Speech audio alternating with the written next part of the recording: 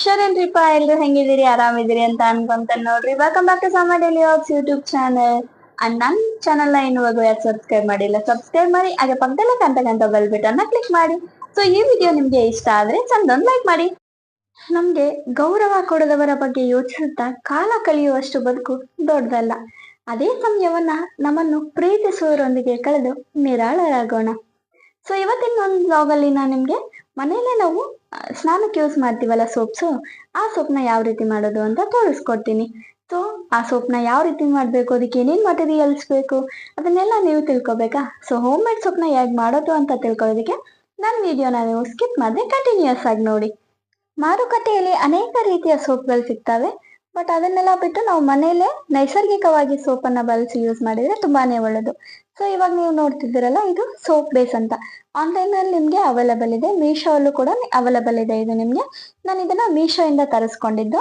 So ಈ soap base ನಾವು first ಏನ್ ಮಾಡ್ಬೇಕು ಅಂದ್ರೆ ಚಿಕ್ಕದಾಗಿ ಸಣ್ಣ ಸಣ್ಣ ಪೀಸಸ್ ಆಗಿ ಕಟ್ ಮಾಡ್ಕೊಬೇಕು ಕರೆಕ್ಟ್ ಆಗಿ. ಅಂದ್ರೆ ಈ ಸೋಪ್ ಬೇಸ್ ನಿಮ್ಗೆ ಮಿನಿಮಮ್ ಒಂದು 100 ರೂಪೀಸ್ ಆರ್ 120 ರೂಪೀಸ್ ಕಾಸ್ಟ್ ಆಗುತ್ತೆ ಈ ಸೋಪ್ ಬೇಸ್ಗೆ. ಒಂದ್ ಸೋಪ್ ಬೇಸ್ ಅಂತಂದ್ರೆ ಅದರಲ್ಲಿ ನಾವು ಮಿನಿಮಮ್ ಈ ರೀತಿ ಇರುತ್ತೆ, ಎರಡ್ ಸೆಟ್ಸ್ ಬಂದಿರುತ್ತೆ. ನಾನು ತೋರಿಸ್ತಿದ್ದೀನಲ್ಲ ನಿಮ್ಗೆ, ಈ ರೀತಿ 2 ಸೆಟ್ ಫುಲ್ 2 ಬಾರ್ ಇರುತ್ತೆ. ನಾನು 1 ಬಾರಲ್ಲಿ ಆಫ್ ಅಷ್ಟು ತಗೊಂಡಿದ್ದೀನಿ. ಅಷ್ಟರಲ್ಲೇ ನೋಡಿ ಮಿನಿಮಮ್ ಒಂದು 4 ಸೋಪ್ಸ್ ನ ಮಾಡ್ಬೋದು. 100 ಒಂದ್ ಸೋಪಿಗೆ ನಾವು ಹೊರಗಡೆ ತಗೊಳೋದಕ್ಕೆ ಹೋದ್ರೆ ಮಿನಿಮಮ್ ಏನಿಲ್ಲ ಅಂತಂದ್ರು ಒಂದ್ ಮಿನಿಮಮ್ ಅಂತ ಅಂದ್ರೂ ಒಂದು 50 ರೂಪೀಸ್ 30 ರೂಪೀಸ್ ಆದ್ರೂ ಕಾಸ್ಟ್ ಆಗೇ ಆಗುತ್ತೆ.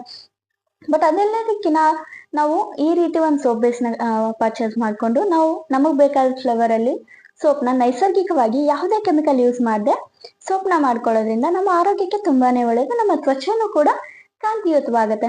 ಯಾವುದೇ ರೀತಿಯ ಸೈಡ್ ಎಫೆಕ್ಟ್ಸ್ ಇರಲ್ಲ. ಆ ಸೋಪ್ ಬಳಸಿದ್ರೆ ಏನಾಗುತ್ತೋ, ಈ ಸೋಪ್ ಬಳಸಿದ್ರೆ ಏನಾಗುತ್ತೋ ಅನ್ನೋ ಟೆನ್ಷನ್ಸ್ ಇರಲ್ಲ.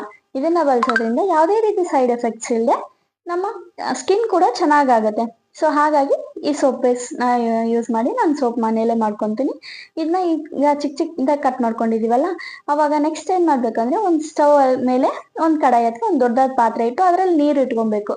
ಆ ನೀರು ಕುದೀತಿರುವಾಗ ನಾವು ಆ ಇನ್ನೊಂದು ಪಾತ್ರೆಯಲ್ಲಿ ಸೋಪ್ ಬೇಸ್ ನ ನಾವು ಚಿಕ್ಕದಾಗಿ ಏನ್ ಕಟ್ ಮಾಡ್ಕೊಂಡಿದ್ವಲ್ಲ ಪೀಸಸ್ ಆಗಿ, ಆ ಪೀಸಸ್ ಅನ್ನ ಇನ್ನೊಂದು ಪಾತ್ರೆಯಲ್ಲಿ ಹಾಕಿ ಆ ನೀರಿರೋ ಪಾತ್ರೆ ಮೇಲೆ ಡೈರೆಕ್ಟ್ ಆಗಿ ಈ ಸೋಪ್ ಬೇಸ್ ಇರೋದನ್ನ ನಾವು ಸ್ಟವ್ ಮೇಲೆ ಇಡಬಾರ್ದು.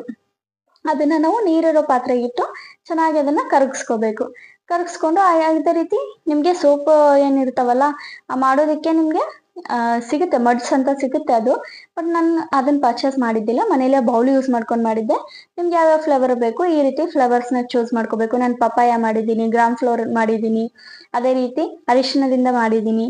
ಈ ರೀತಿ ಬೇರೆ ಬೇರೆ ಮಾಡಿದ್ದೆ. ನೆಕ್ಸ್ಟ್ ಈ ಸೋಪ್ ಬೇಸ್ ಏನಾಗಿರುತ್ತೆ ಕರೆಕ್ಟ್ ಆಗಿ ಮೆಲ್ಟ್ ಆಗೋವರೆಗೂ ಅದನ್ನ ಮೆಲ್ಟ್ ಮಾಡ್ಕೊಂಡು ಅದರಲ್ಲಿ ಏನಿದೆ ನಾವು ಯಾವ್ಯಾವ ಫ್ಲೇವರ್ಸ್ ನ ತಗೊಂಡಿದ್ವಲ್ಲ, ನಿಮ್ಗೆ ಬೇಕಾದ ಫ್ಲೇವರ್ಸ್ ನ ತಗೋಬಹುದು ನೀವು. ಆ ಫ್ಲೇವರ್ಸ್ಗೆ ನಾವೇನ್ ಮಾಡ್ಬೇಕು, ಆಡ್ ಮಾಡ್ತಾ ಹೋಗ್ಬೇಕು. ನೆಕ್ಸ್ಟ್ ನಿಮ್ಗೆ ಫ್ರಾಗ್ರೆನ್ಸ್ ನಾನು ಯೂಸ್ ಮಾಡಿಲ್ಲ, ಯಾವುದೇ ರೀತಿ ಸ್ಮೆಲ್ಸ್ ಬರೋ ತರ. ನಿಮ್ಗೆ ಸ್ಮೆಲ್ ಚೆನ್ನಾಗಿ ಬರ್ಬೇಕು ಅಂದ್ರೆ ನೀವು ಯಾವ್ದಾದ್ರು ಫ್ರಾಗ್ರೆನ್ಸ್ ಯೂಸ್ ಮಾಡ್ಕೋಬಹುದು.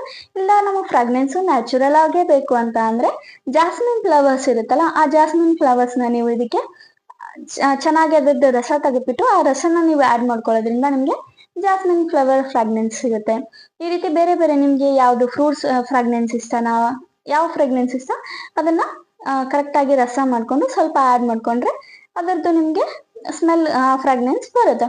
ಸೊ ನಾವು ಸೋಪ್ ಬೇಸ್ ನ ಆಡ್ ಮಾಡ್ಕೊಂಡ್ಮೇಲೆ ಈ ರೀತಿ ಅದನ್ನ ಕರೆಕ್ಟ್ ಆಗಿ ಸ್ಟಿರ್ ಮಾಡ್ಬೇಕು.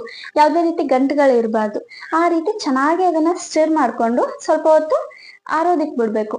ಯಾವುದೇ ಫ್ರಿಜ್ ಅಲ್ಲಿ ಇಡೋದು ಅವಶ್ಯಕತೆ ಏನಿಲ್ಲ, ಆರೋದಿಕ್ ಬಿಟ್ರೆ ನಿಮ್ಗೆ ತುಂಬಾ ಅದ್ಭುತವಾಗಿ ಹೋಮ್ ಮೇಡ್ ಸೋಪ್ಸ್ ರೆಡಿ ಆಗುತ್ತೆ. ನೋಡ್ತಿದ್ದೀರಲ್ಲ, ನಾನು ನೀಮ್ ಮಾಡಿದೀನಿ, ಅಂದ್ರೆ ಗ್ರೀನ್ ಕಲರ್ ಇದೆಯಲ್ಲ ಅದು ಬೇವಿನಿಂದ ಮಾಡಿದ್ದು. ಇದು ಅರಿಶಿನ ಮತ್ತೆ ಕಡಲೆ ಹಿಟ್ಟು ಏನಿರುತ್ತಲ್ಲ ಅದ್ರ 2 ಯೂಸ್ ಮಾಡ್ಕೊಂಡು ಮಾಡಿದ್ದೆ.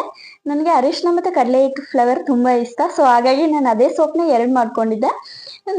ನೀವು ಬೇಕಾದ್ರೆ ಅರಿಶಿನ ಅಷ್ಟೇನೂ ಬಳಸ್ಬೋದು, ಕಡಲೆ ಹಿಟ್ಟು ಅಷ್ಟೇನೂ ಬಳಸ್ಬೋದು, ಆಸ್ ಯುವರ್ ಚಾಯ್ಸ್. ಮತ್ತೆ ಒಂದು ಸೊಪ್ಪು ಪಪಾಯ, ನಮ್ಮ ಮನೇಲಿ ಅವತ್ತು ಪಪಾಯ ಫ್ರೂಟ್ ತಂದಿರೋದ್ರಿಂದ ಪಪಾಯದೊಂದು ಮಾಡೋಣ ಅನ್ಕೊಂಡ್ಬಿಟ್ಟು ಪಪಾಯದೊಂದು ಮಾಡಿದ್ದೆ.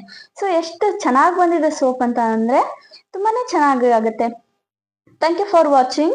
ಅಂಡ್ ಅವತ್ತಿನ ದಿನನೇ ನಾವು ನಮ್ಮ ಇದನ್ನ ಮತ್ತೆ ಒಂದು ಫೋನ್ ಅವನದು ಕಳ್ಕೊಂಡಿದ್ದ, ಸೊ ಅವನಿಗೊಂದು ನ್ಯೂ ಫೋನ್ ಪರ್ಚೇಸ್ ಮಾಡಿದ್ವಿ.